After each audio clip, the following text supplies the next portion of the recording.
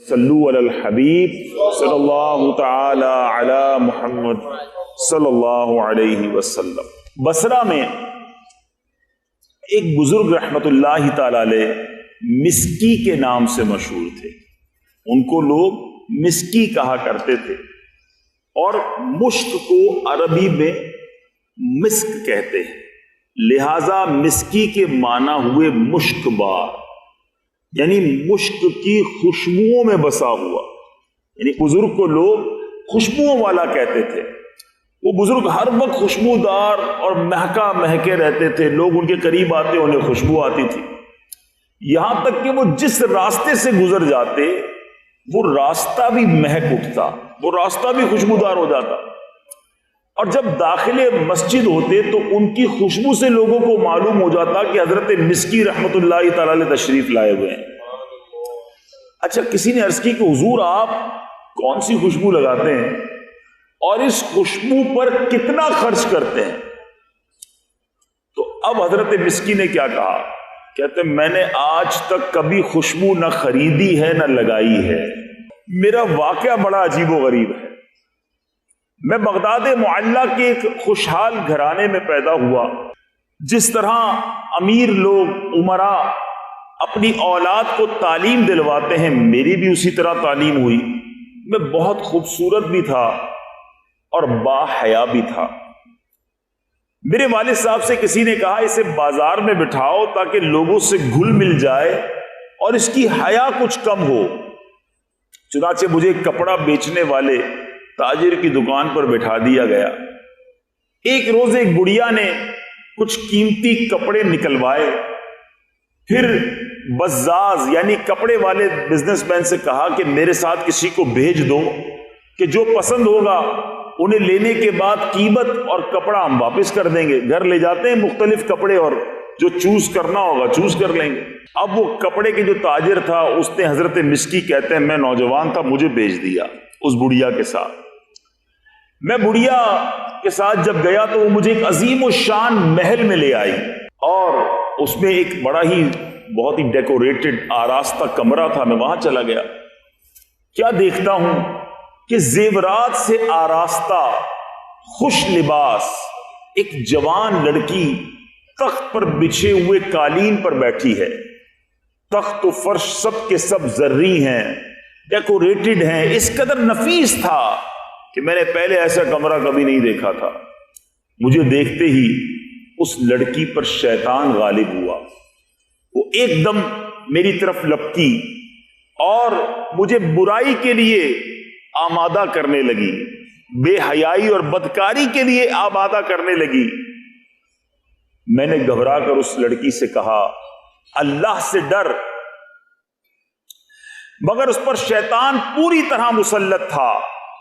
جب میں نے اس کی ضد دیکھی تو گناہ سے بچنے کے لیے میں نے ایک تجویز سوچی۔ ذرا غور کریں میرے جو نوجوان یہاں بیٹھے ہیں، آج حال یہ ہے کہ نوجوان گناہ کرنے کے لیے موقع تلاش کر رہا ہے، ایسے جگہوں پر ایسے اڈوں پر جاتا ہے جہاں بے حیائی اور بدکاری ہو، اور اس با حیا اور خوش شکل نوجوان کو آفر کی جا رہی ہے بے حیائی کے لیے، بدکاری کے لیے، دیکھنے والا بھی کوئی نہیں، کمرہ بھی بند۔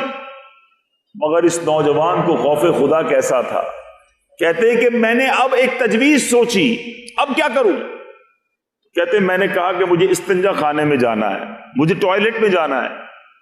اس نے اس جو شہزادی تھی اس نے آواز لگائی تو بہت ساری کنیزیں آ گئیں، کہا کہ اپنے آقا کو بیت الخلا تک لے جاؤ۔ میں اس ٹوائلٹ میں جب جاتا ہوں تو وہاں جا کر مجھے کوئی بھاگنے کی راہ نظر نہیں آئی کہ میں کیسے نکلوں گا۔ اب میں اس عورت کے ساتھ بدکاری نہیں کرنا چاہتا تھا، اپنے رب سے ڈر بھی لگ رہا تھا، حیا آ رہی تھی، عذاب جہنم کا خوف تھا، اب کرتا کیا؟ کہتے مجھے ایک ہی راستہ نظر آیا، وہ یہ کہ میں نے استنجا خانے کی نجاست جو ہے وہ اپنے منہ پر مل لی، اپنے کپڑوں پر مل لی، اور جب خوب آنکھیں نکال کر میں باہر آیا ان لوگوں کنیزوں کو ڈرانے لگا تو وہ سارے گھر والے مجھے پاگل سمجھنے لگے کہ یہ کون ہے جو اپنے جسم پر اپنے منہ پر استنجا خانے کی غلاظت لگا رہا ہے. اب جناب انہوں نے اسے باندھ کر مار مار کر محل کے باہر پھینک دیا. وہ نوجوان کہتا ہے کہ جب یقین ہو گیا کہ سب چلے گئے, میں نے اپنے کپڑے اور بدن کو دھویا, پاک کر لیا, اپنے گھر چلا گیا. یہ بات میں نے کسی کو نہ بتائی, لیکن رات جب میں خواب میں سویا تو کیا دیکھا کہ کسی کہنے والے نے کہہ رہا ہے, کوئی آواز آئی مجھے کہ تم کو حضرت سیدنا یوسف علیہ نبینا علیہ الصلوۃ والسلام سے کیا ہی خوب مناسبت ہے, اور کہتا ہے کیا تم مجھے جانتے ہو؟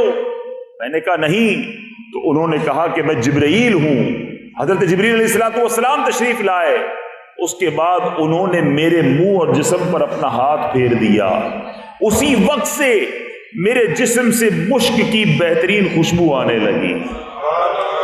یہ حضرت سیدنا جبرائیل علیہ الصلوۃ والسلام کے مبارک ہاتھ کی خوشبو کا اثر ہے. میٹھے میٹھے اسلامی بھائیوں ذرا غور کیجئے. ایک وہ لوگ تھے کہ جنہیں گناہ کرنے کا موقع ملا, بدکاری اور بے حیائی کا موقع ملا, دروازہ بھی بند تھا, کوئی دیکھنے والا نہ تھا, مگر ان کے دل میں یہ خیال راسخ تھا کہ اللہ دیکھ رہا ہے, میرا رب مجھے دیکھ رہا ہے. اور آج ہم ہیں کہ آج ہمیں یہ معلوم ہے کہ رب دیکھ رہا ہے, مگر ہم گناہ سے باز نہیں آتے, ہم بے حیائی سے باز نہیں آتے. یاد رکھیں میٹھے اسلامی بھائیوں, حیا یہ ایمان کا شعبہ ہے, حیا یہ مسلمان کا زیور ہے.